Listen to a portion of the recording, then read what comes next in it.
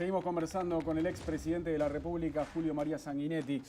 Sanguinetti, hay una pregunta que viene de afuera acá en este programa. Y en este caso, quien le va a preguntar es el histórico dirigente del Sindicato de la Bebida, Richard Riff, el líder de la FUEB, que tiene esto para usted. Buenas noches.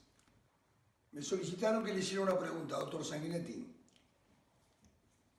Primero que nada, me parece muy oportuno su vuelta al ruedo político, genera una expectativa, sin duda que se va a dar un debate con argumentación y con nivel, y por lo tanto, bienvenido a estas líderes que, bueno, de alguna manera todos tenemos la obligación de empujar este país para adelante.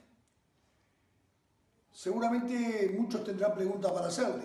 2 años de gobierno, tantos años en la militancia política, bueno, no es un hombre que pasó desapercibido por la vida del país. Yo tengo una sola y me circunscribo a mi palo, al palo sindical. Del 1990 al 2005 hubo ausencia de consejo de salario y eso trajo como consecuencia una caída del salario y una pérdida de poder adquisitivo de los trabajadores tremenda. Lo inauguró el doctor Lacalle, lo continuó usted del 95 al 2000 y luego continuó el doctor Valle hasta el 2004. En el 2005 se instalaron con el gobierno del Frente y vinieron para quedarse. Lleva 15 años. Seguramente en el 2020, quién sabe con qué gobierno, si un cuarto gobierno del FA o un gobierno de la oposición. Mi pregunta es, ¿cuál es su opinión hoy, en retrospectiva, con tantos años, después de haber dejado la presidencia? ¿Qué opinión tiene de los consejos salarios? ¿Cuál es su visión a partir del 2020? Mis saludos y gracias por estar. Bueno, Richard, nos conocemos de la época, digamos, heroica en la cual estábamos tratando de buscar la salida, ¿no? Sí, sí, sí. Y él ya era un dirigente activo. Entonces era mucho más radical, ahora está mucho más aplomado y con más visión de país, digamos. El Consejo Salario nació en el año 42, 43, digamos, en el gobierno de Amézaga. Y se inauguró con la idea de capital, trabajo, Estado árbitro. Esa fue la indicación. Luego tuvieron su larga historia, la conozco muy bien esa historia, porque mi padre era uno de los que estaba envuelto como director de trabajo en todas esas cosas. Ahí conocí a todos los viejos dirigentes sindicales, como Pepe Delía, que yo poco antes de morir nos encontramos en un lugar y él siempre me decía Julito, le digo, me das un ánimo bárbaro, sos el único que queda que me dice Julito. Bueno, pero los consejos salarios luego, bueno, desaparecieron, después retornaron, después de la dictadura en la primera presidencia nuestra. Luego vino Lacalle. Vino Lacalle y la sacó, y la segunda presidencia nuestra no retornamos a esto, se buscaron otro tipo de negociación. ¿Pero por iniciativa tuya o por...? No, ninguna iniciativa, digamos. ¿Usted no los quería de nuevo, los consejos salarios? La situación en ese momento no lo reclamaba, había negociaciones constantes con el sindicalismo, ¿no? No era tanto el tema del Consejo Salario. Luego se reinstalaron, y hoy creo que siguen siendo un buen instrumento, y yo hoy no lo tocaría, indudablemente trabajaría con ellos. Eso sí, hay que tener un Estado que sea árbitro, un Estado que concilie realmente las posiciones. Porque en los últimos tiempos ha pasado que no es así, que más bien el Estado está del lado del PCNT siempre, y eso no siempre es lo más adecuado. ¿No? Porque, igual a veces los trabajadores se quejan de que el Estado termina laudando para el lado de los patrones. Bueno, sí, siempre se quejan porque siempre se van a quejar, digamos, porque nunca le van a tener el total de las satisfacciones, eso es incuestionable, digamos. Siempre va a haber críticas, necesariamente va a haber críticas, eso es incuestionable. El tema es que hoy el problema del salario para mí es menos importante que el problema del empleo. Lo estamos empezando a ver ya. Se han perdido 40.000 empleos últimamente, según dice la Dirección de Estadística. ¿Y eso qué es? ¿Qué está pasando? ¿Qué está ocurriendo? Bueno, está ocurriendo que la economía mundial se ha transformado, que el mundo es globalizado y competitivo, que nuestras actividades de exportación no siempre tienen las mejores condiciones para competir. Incluso en la inflación, aquellos actividades que no son exportables, digamos así, que lo que llaman bienes no transables los economistas, por ejemplo, digamos la energía eléctrica o la mutualista, por decir algo. Entonces, ahí tenemos una situación muy compleja en una economía que se ha computarizado, digitalizado, redetizado, etcétera, etcétera, etcétera. Y hay un desfasaje, claramente, entre el mercado laboral y la educación.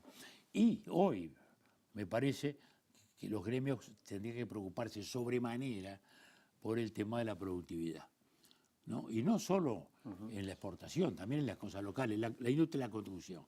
En los últimos 10 años se invirtió 1.500 millones de dólares en equipos.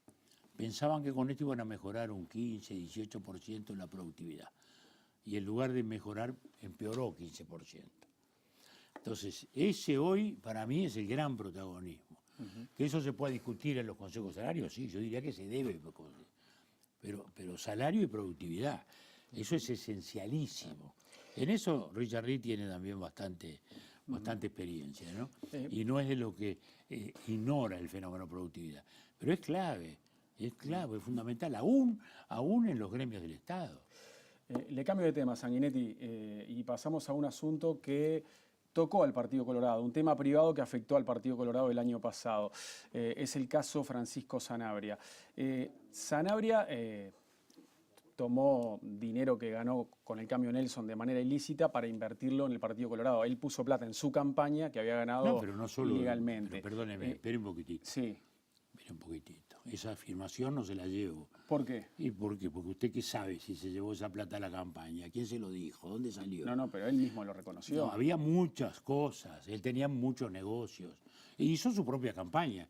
No es que fuimos a buscar. No, pero él invirtió en su campaña con dinero que hacía en sus empresas. Sí, en parte habrá sido. Por eso. Pero también tenían otras empresas. Ahora, pero por eso, ese episodio, ¿no?, que sucede con un legislador suplente del Partido Colorado por Maldonado, ¿cuánto afectó al partido? Mire, yo creo que fue un asunto privado, de mal manejo, desgraciadamente, de las empresas que heredó. Es una historia, yo diría, penosa realmente, pero fue un tema privado. Ahora, ¿que él iba a financiar su propia campaña? Sí, no todo era ilícito tampoco en el cambio, ¿no? No todo. No todo era pero ilícito. usaban el cambio como un banco para depositar. Fue en algún momento, sí, en eso, y eso lo compartieron mucho, esta gente del Frente, que también estuvo vinculada a ese tema. Bueno, el partido reaccionó como debía reaccionar.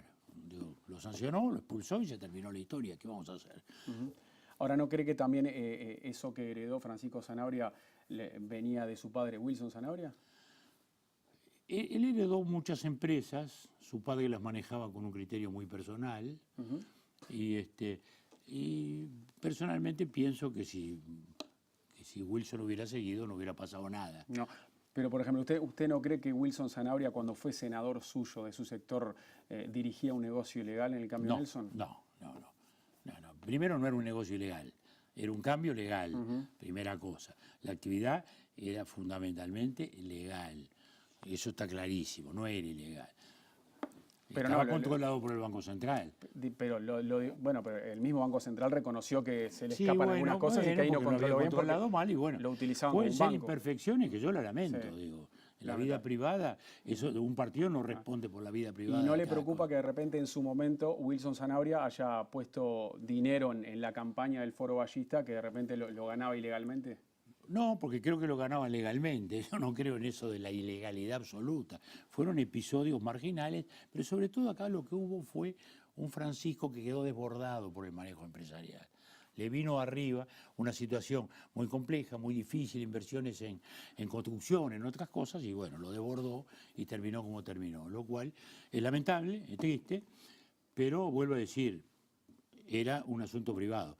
No eran los 800 millones de dólares de Sendic, que son suyos, míos y de todos los uruguayos. No es plata que tuvo el uruguayo que pagar, digamos, ¿no? Eso sí es plata que dañó al país, digamos. Usted el otro día dijo que la sociedad uruguaya vive una situación de decadencia. ¿Dónde se manifiesta esa decadencia? Se manifiesta en la educación, se manifiesta en la seguridad pública, se manifiesta en la droga. se manifiesta en esas cosas, se manifiesta en las características de ciertos valores que aparecen como sustitutivos de otros, como los valores de la excelencia, por ejemplo. Indudablemente, la seguridad ha transformado a la sociedad uruguaya. Lo vemos, intentos de justicia por propia mano, actos de angustia y desesperación, actos de todo ese tipo, ¿no?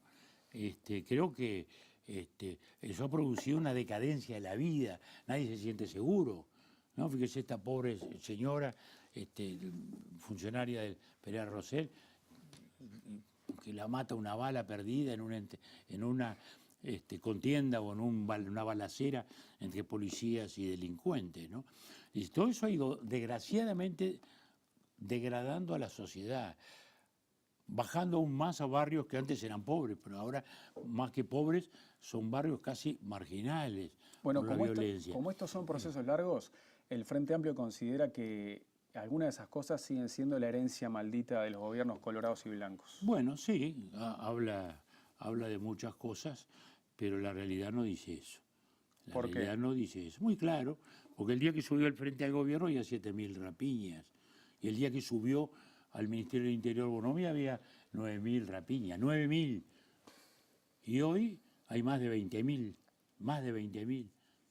14.000 solamente en el primer semestre, que se acaba de publicar oficialmente. Entonces, no es la crisis del 2002, como se dice, no, es esta situación. ¿Piensa respaldar la campaña de Jorge Larrañaga para recolectar firmas? Mire, yo no lo he pensado como dirigente político, digamos así. En Ballistas se resolvió que cada uno haga lo que quiera. ¿Y algunos han firmado?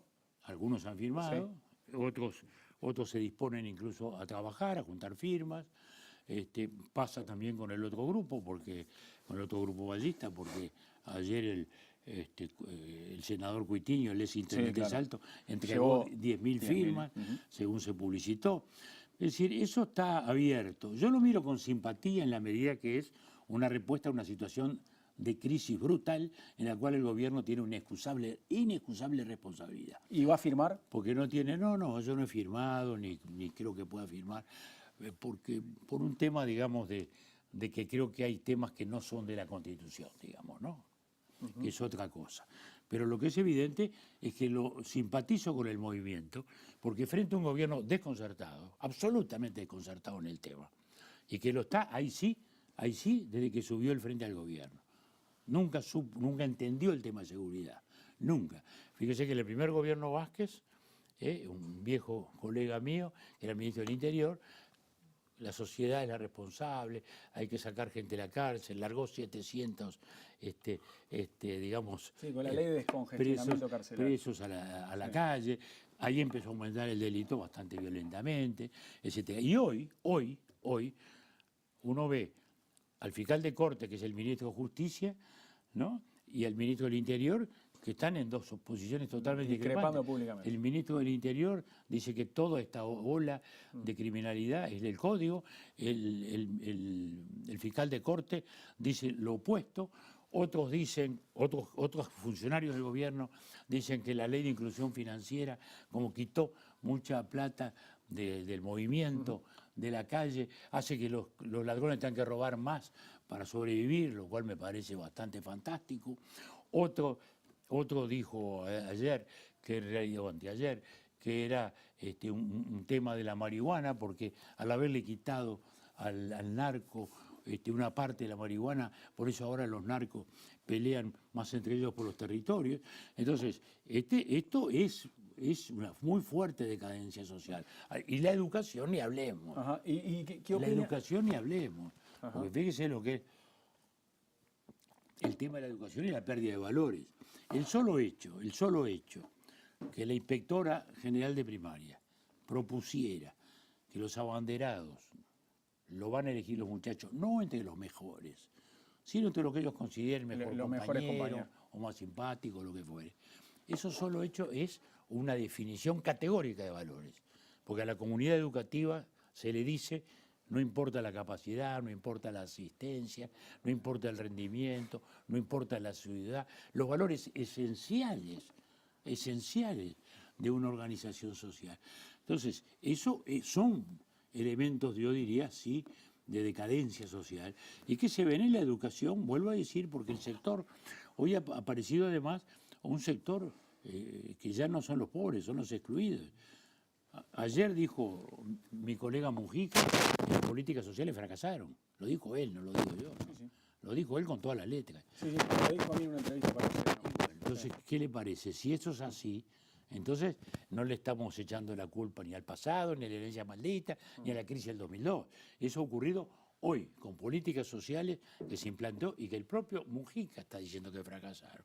Entonces, esto es la expresión de una situación, de una sociedad que ha perdido muchos valores, que ha perdido tranquilidad, que no está recibiendo los factores de incorporación a la vida productiva y activa que tendría que tener. Tenemos que hacer la última pausa y cuando venimos me quedan algunas preguntas más de seguridad y seguimos con otras cuestiones políticas. Ya volvemos.